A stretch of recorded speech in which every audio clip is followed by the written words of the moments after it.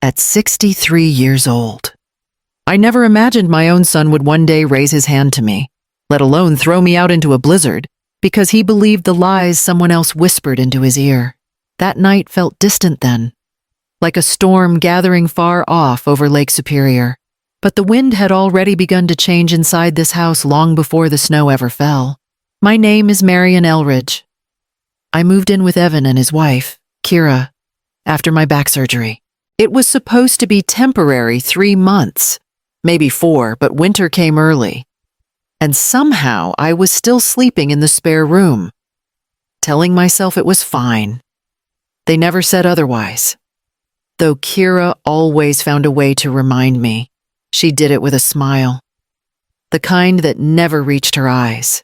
"Did you forget you boiled water already? Marian," she asked one morning as I reached for the kettle. "You've been a little mixed up lately." She said it lightly, almost kindly. But Evan paused in the doorway as if the words confirmed something he had already been thinking. He was still polite, still called me Mom, but there was distance now. A careful tone when he spoke, as if I were fragile or unpredictable. I kept telling myself it was stress from work, from the long Duluth winter settling in around us. The cold always made him quiet as a boy. Perhaps it was the same now. Yet that night, as the wind pushed hard against the windows, I felt something shift, not outside, but between us. And by morning, the change would no longer be something I could ignore. The shift began quietly, the way frost edges across a window before anyone notices. I first sensed it the morning Kira held up an envelope and shook it like evidence. "Marian, did you take the grocery money?" Her voice sounded gentle, but the words landed sharp. "I put $200 in here yesterday. It's gone." I never touched it. I said, "You left it on the counter? Maybe." "So you saw it?" She tilted her head. "That's interesting." I felt my stomach drop. "I only moved a flyer off the top of it." Evan stepped into the kitchen. "Mom, can you show us where you put it?" "I didn't put it anywhere." I said. "It was all ready," Kira cut in softly. "It's all right. Memory slips happen. We just need to know what to replace." Evan's eyes found mine, patient but doubtful. "Mom, if you saw it, maybe you said it somewhere else without thinking." "I didn't." My voice sounded too small. Later that afternoon, I overheard Kira talking to our neighbor, Mia, by the porch. "She's been off," Kira said, repeating questions, misplacing things. "I think age is catching up sooner than we expected," Mia murmured sympathy. I stood behind the half-closed door, gripping the frame. "That night," Evan asked casually, "Mom, did you take your vitamins today? Kira said you forgot yesterday." I didn't forget. She never handed them to me. He hesitated. "She said she did." "I remember," he exhaled slowly, the way someone does when deciding not to press further. "Okay, just try to pay more attention." Each day after, something small twisted sideways. A misplaced receipt, a light left on, a reminder I didn't need. And each time, Kira offered a soft correction while Evan watched me like he was waiting for confirmation of a fear he hadn't voiced yet. Her lies grew roots. His doubt grew with them. And even when I spoke the truth, it no longer felt strong enough to hold. 2 days after the missing grocery money incident, Evan came home early with a folded piece of paper in his hand. He stood in the kitchen doorway like he wasn't sure whether to step closer. "Mom," he said quietly, "I need to ask you something." Kira stood behind him, hands clasped, eyes lowered like she was bracing herself for bad news. Evan unfolded the paper. The property tax check came back flagged. The bank said the signature didn't match mine or Kira's. He turned it toward me. "They said it looked like yours." I stared at the looped handwriting, my name, written almost correctly, but not quite. "I didn't sign that check." Kira lifted her head slowly. "Marian, you paid a few bills last month, remember? Maybe you got mixed up." I've never paid your taxes. I said, and I didn't sign this. She exchanged a sad look with Evan. Honey, remember last Tuesday? She was holding the checkbook when I came home. She said she wanted to help with paperwork. But I told her it was too much for her back, and she just laughed it off. That never happened. I said, I wasn't even downstairs Tuesday afternoon. That's not true, Kira whispered. You asked me twice where the envelopes were. I told you both times. Evan rubbed his forehead. Mom, if you signed this without realizing I didn't, Kira stepped forward. Maybe we should consider getting a cognitive evaluation. Not because anything is wrong, but just to rule things out. For your peace of mind. For my peace of mind, I repeated. Evan nodded slowly. It could help all of us understand what's going on. Nothing was going on except the lie that had been built. Step by step. Until it now had my forged name sitting on a legal document. I held the check in my hands. The ink still fresh enough to blur under my thumb. And I felt the ground tilt beneath me. A lie is frightening. But a lie with paperwork was something else entirely. The breaking point came on a Sunday evening. The kind that felt too quiet. Evan had just come home from a long shift when Kira met him at the doorway with tears already forming. It's gone, she whispered. My wedding ring. I took it off to make meatloaf. And when I went back for it, it wasn't there. She turned toward me slowly. Marion was the only one in the kitchen. I froze. I never touched your ring. Evan's shoulders slumped like something inside him finally gave out. Mom, we can't keep going through this. There's nothing to go through, I said. I didn't take anything. Kira sniffed, wiping her cheek. Maybe she misplaced it herself. Or she's confused. Stop saying that, I said sharply. Evan looked at me, exhaustion lining his face. Just tell us where it is. I don't know because I never touched it. Kira stepped closer to him. Honey, it's fine. She's scared. She doesn't understand. She lost it. Those words, she doesn't understand, hit something raw in him. He turned to me, pleading. Mom, please, stop lying. I'm not lying, I said. Your wife is... Kira gasped. A quiet, practiced sound. Evan, she just accused me again. Something snapped. He grabbed the counter with both hands, breathing hard. I'm trying so damn hard to keep this family together. I'm working 10-hour shifts, dealing with bills, and you're making things harder. I'm telling the truth. Something isn't right here. Then why does everything fall apart when you're here? He shouted. The room went still. I had heard his frustration before, but never this despair. He stepped toward me. Where is the ring? I don't know. Where is it? He shouted again. And this time he shoved me backward. I stumbled into the table. Evan Kira whispered his name like she was frightened, but she didn't move to stop him. He shoved me again, harder. My shoulder hit the refrigerator door. Tell me the truth. His voice cracked. Just once, I am telling you, I said. I didn't take anything from you. Then his hand came down. A slap first, then a fist. The shock of it rang through my skull. I didn't even raise my hands. I just stood there, absorbing the sun I no longer recognized. He grabbed my arm roughly, steering me toward the front door. Go outside. It's 20 below. I whispered. Get out. He opened the door and pushed me into the white, raging night. The wind swallowed my breath as the door slammed behind me, sealing the warmth away. I stood on the porch, bruised, dazed, and alone until instinct forced my feet to move forward, one slow step at a time, into the storm that waited for me. The cold hit me so fast it felt personal, like the wind had been waiting for me.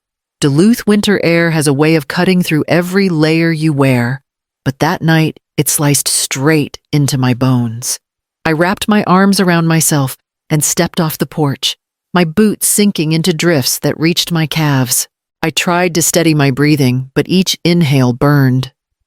I whispered to nobody, "Just walk." "Marion, keep walking." The street was empty, the kind of quiet that comes only when the weather scares everyone inside. My thoughts drifted in and out.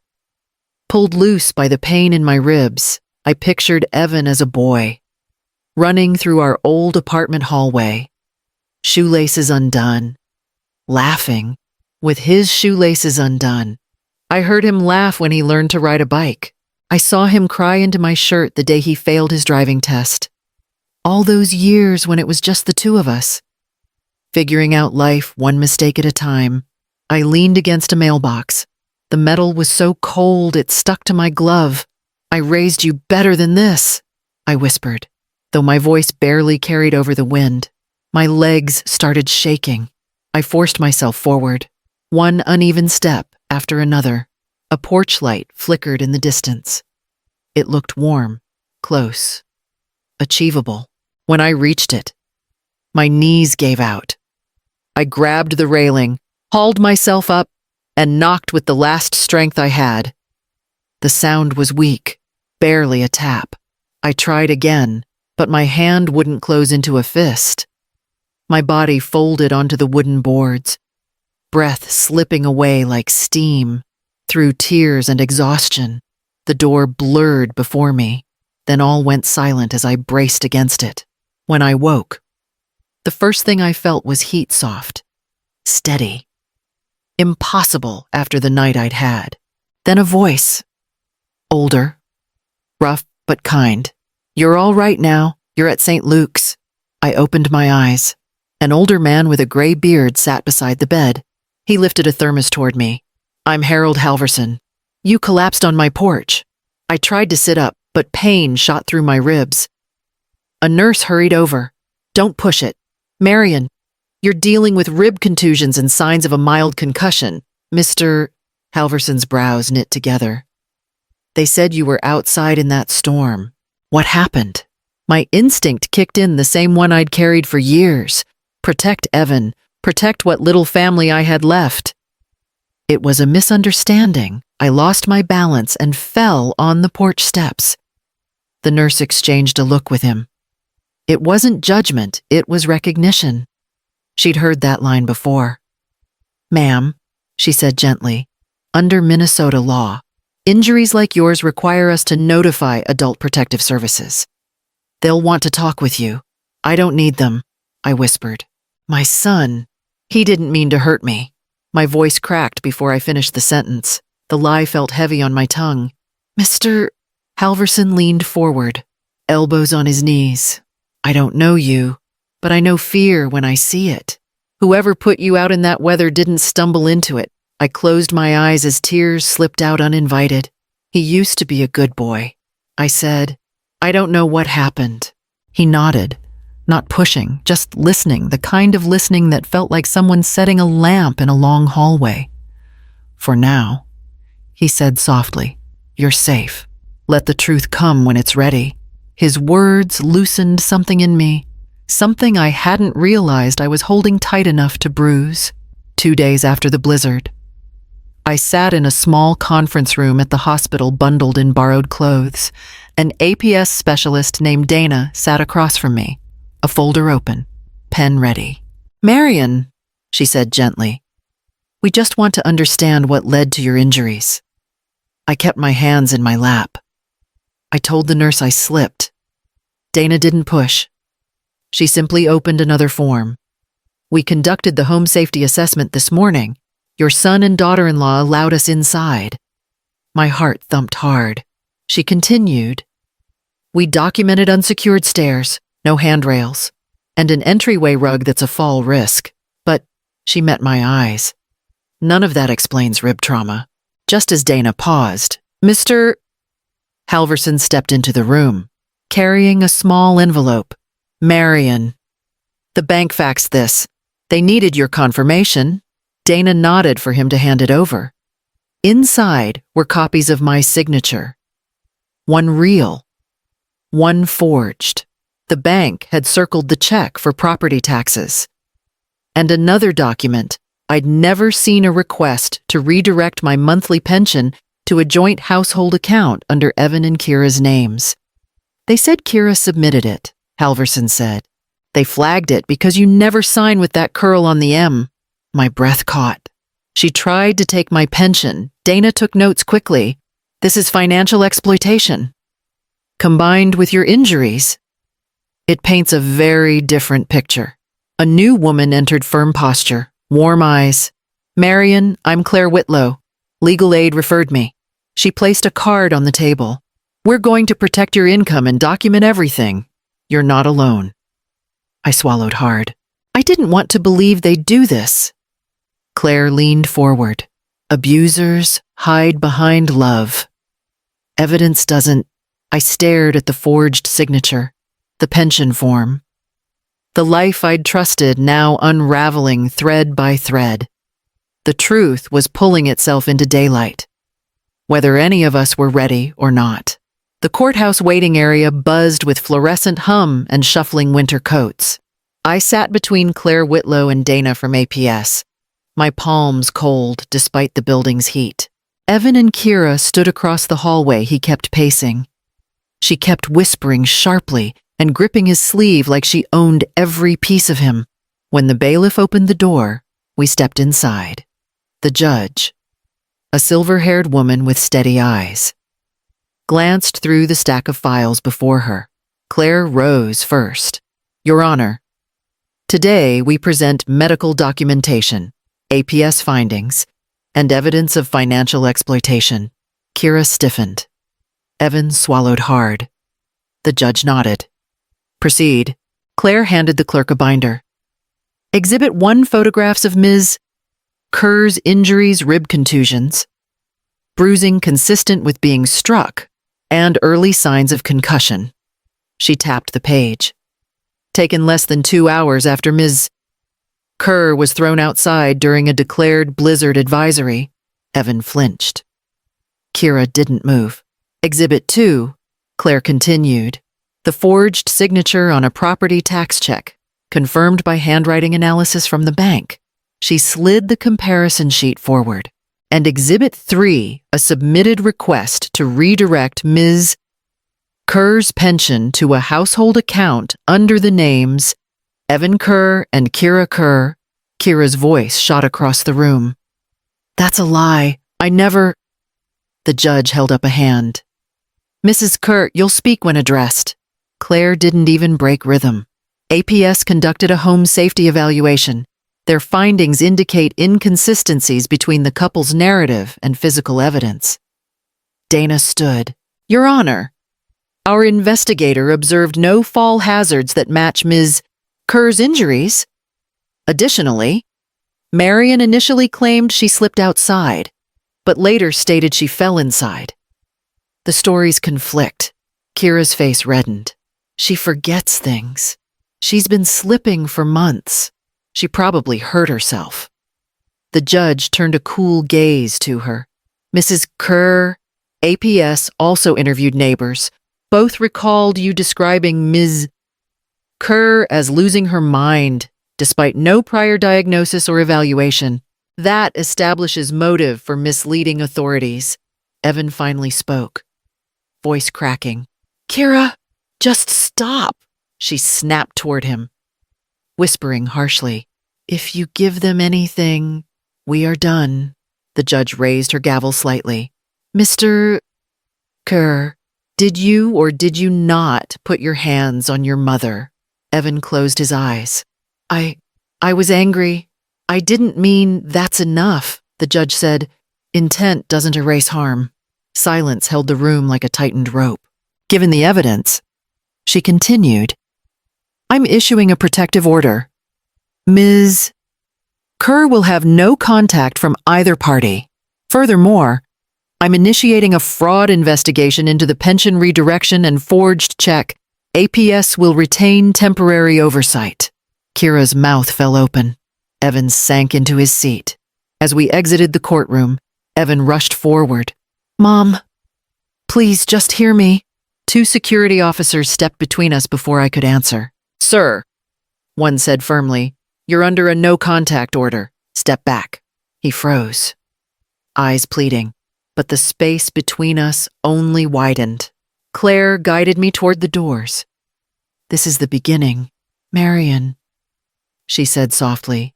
"Not the end." Outside, the wind cut cold across my face, but for the first time in a long while, I wasn't afraid of it. A week after the hearing, Claire called to say Evan had requested mediated communication. "He wants to apologize formally," she said, "only if you're open to it." I didn't hesitate. "No, I'm not going back to that version of my life." Claire exhaled softly. "I'll notify the court." Later that afternoon, Dana from APS updated me. "Investigations into Kira's financial misconduct are underway.